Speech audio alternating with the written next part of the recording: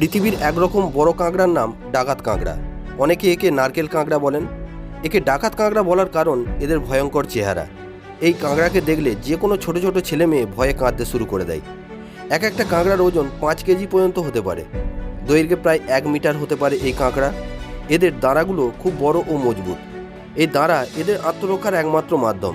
একটা বাঘকেও এরা এই দাঁড়ার সাহায্যে কাবু করে দিতে পারে। এদের দেখা যায় ভারত মহাসাগরের অস্ট্রেলিয়া অঞ্চলের ক্রিসমাস দ্বীপে। এই দ্বীপের এরকম নাম দেওয়ার কারণ বড়দিনে আমাদের এশিয়া, ইউরোপ আর উত্তর আমেরিকায় শীতকাল, কিন্তু অস্ট্রেলিয়ায় তখন গ্রীষ্মকাল। এই দ্বীপের আবহাওয়া থাকে তখন খুবই মনোরম। ফুরফুরে বাতাস বইতে থাকে। পৃথিবীর বিভিন্ন প্রান্ত থেকে প্রচুর লোক এই দ্বীপে বড়দিন উপভোগ করতে আসেন। তাই এই দ্বীপটির নাম হয়েছে ক্রিসমাস দ্বীপ। এটা অস্ট্রেলিয়ার মূল ভূখণ্ড থেকে 1,500 কিলোমিটার দূরে। ইন্দোনেশিয়ার জাভা দ্বীপ থেকে প্রায় 350 কিলোমিটার দূরে রয়েছে এই দ্বীপ। এই দ্বীপে লোক আসেন এই ডাকাত কাঁকড়া দেখতে।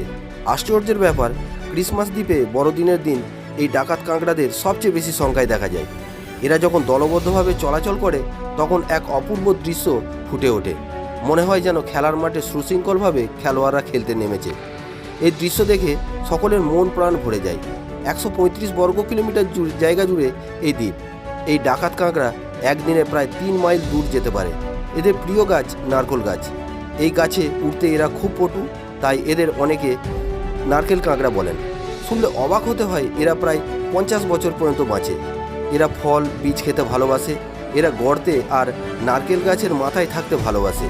আরও আশ্চর্যের বিষয়, মেঘলা দিনে এদের সবচেয়ে বেশি সংখ্যায় দেখা যায়।